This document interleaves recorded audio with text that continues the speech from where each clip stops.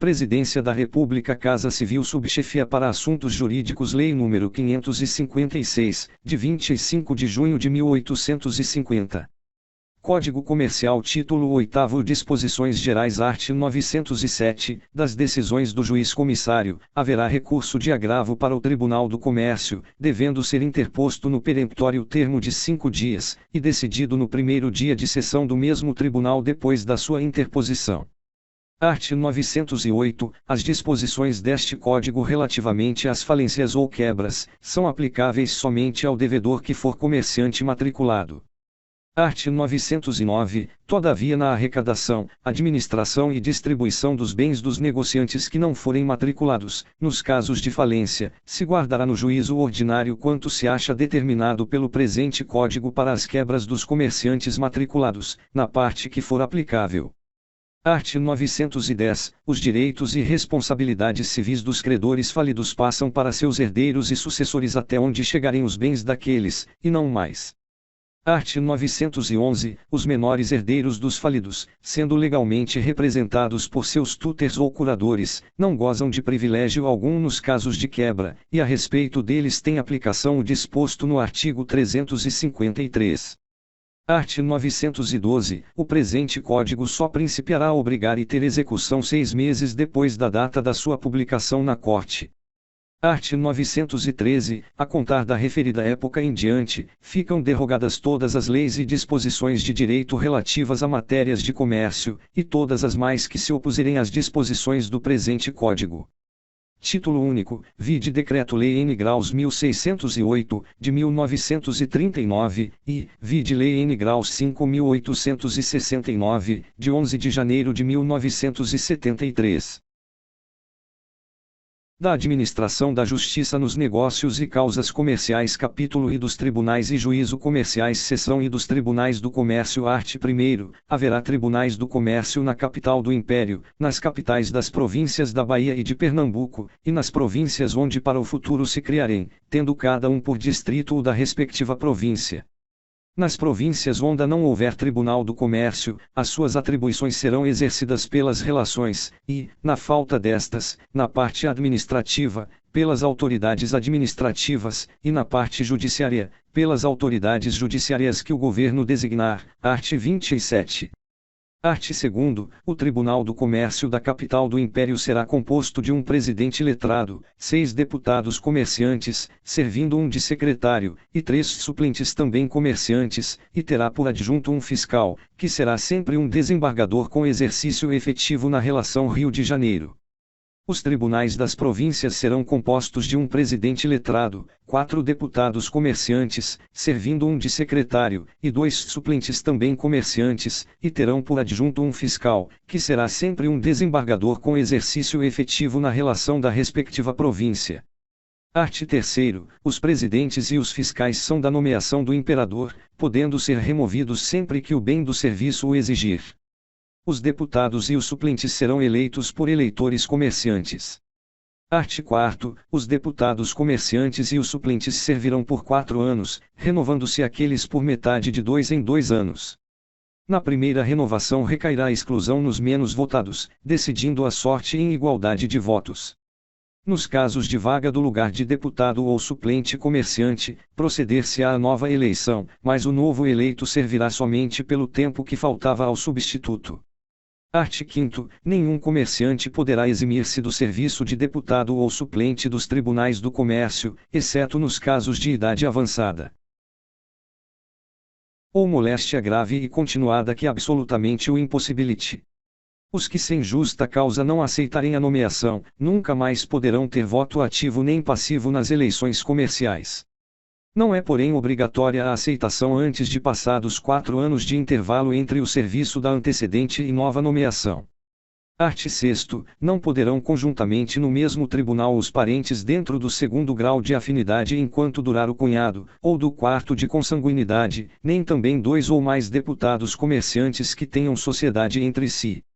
Art. 7º, em cada Tribunal do Comércio haverá uma secretaria com um oficial maior, e os escriturários e mais empregados que necessários sejam para o expediente dos negócios. A primeira nomeação do oficial maior, escriturários e mais empregados será feita pelo imperador, tendo preferência os que atualmente servem no Tribunal da Junta do Comércio, se tiverem a precisa idoneidade.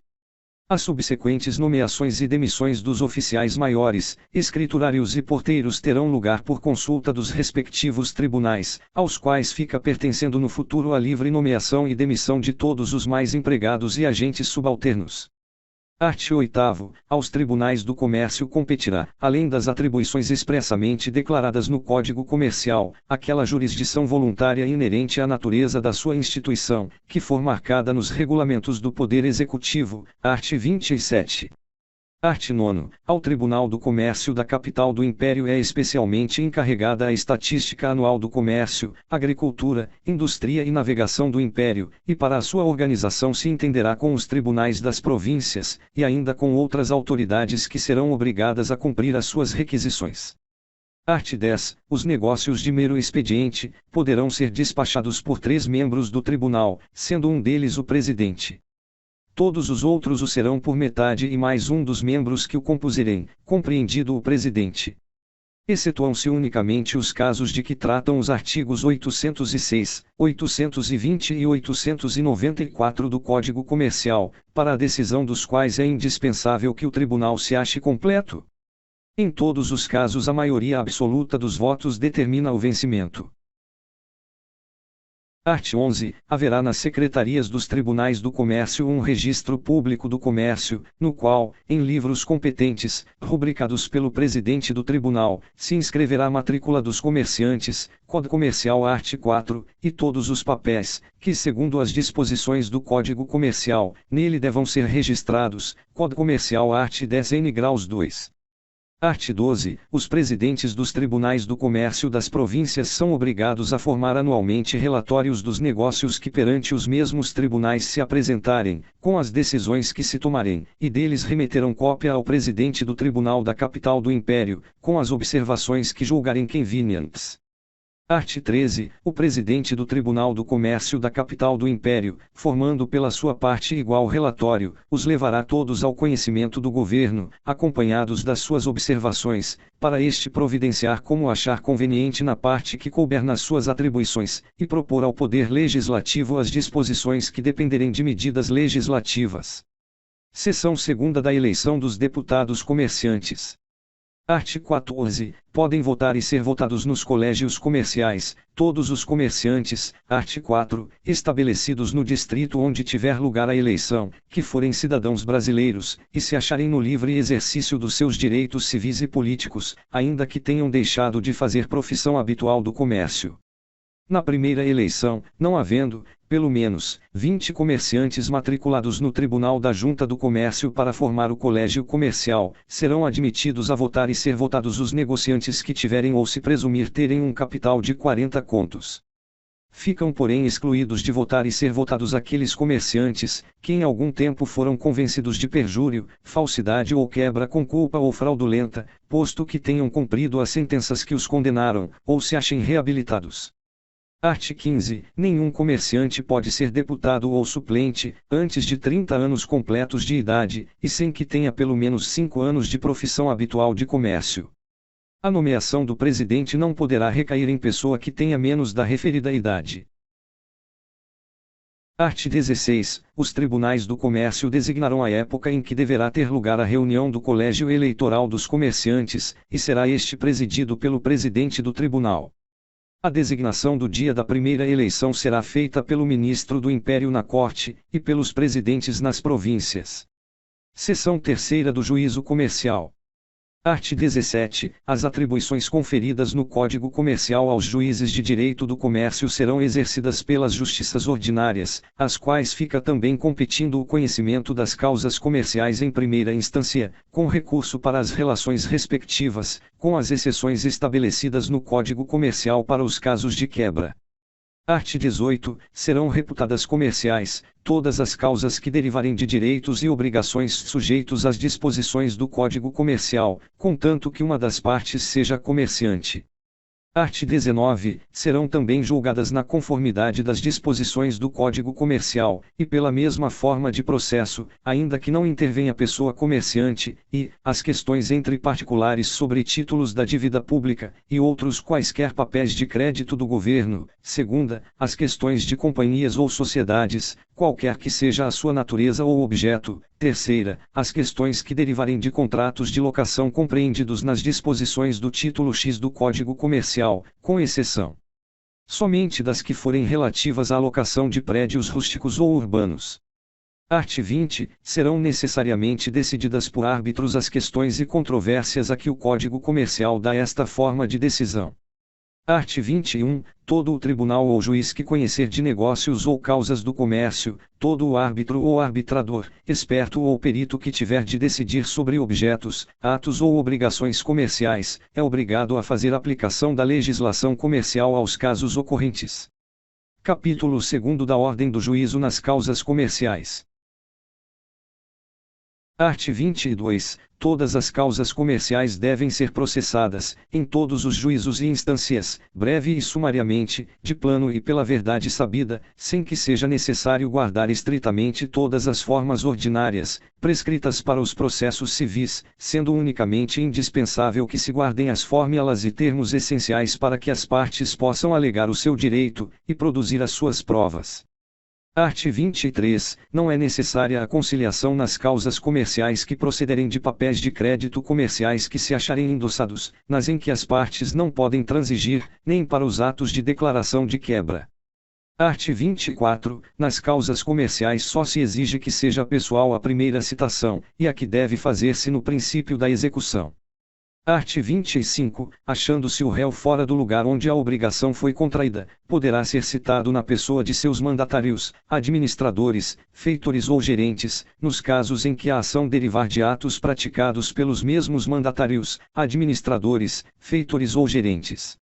O mesmo terá lugar a respeito das obrigações contraídas pelos capitães ou mestres de navios, consignatários e sobrecargas, não se achando presente o principal devedor ou obrigado.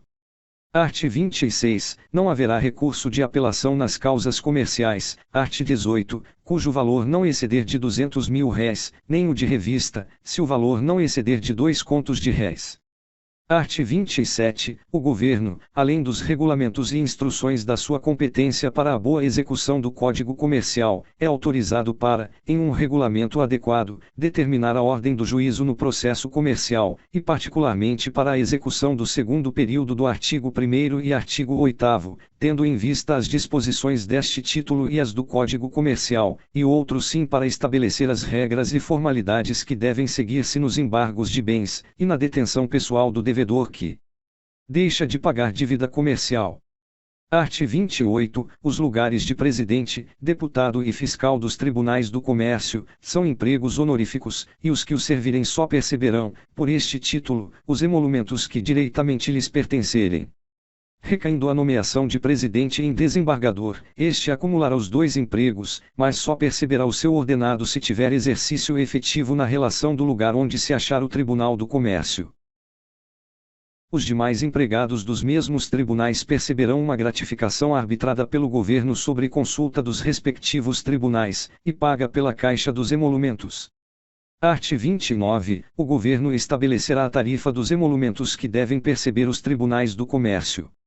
Todas as multas decretadas no Código Comercial sem aplicação especial, entrarão para a Caixa dos Emolumentos dos respectivos tribunais do comércio.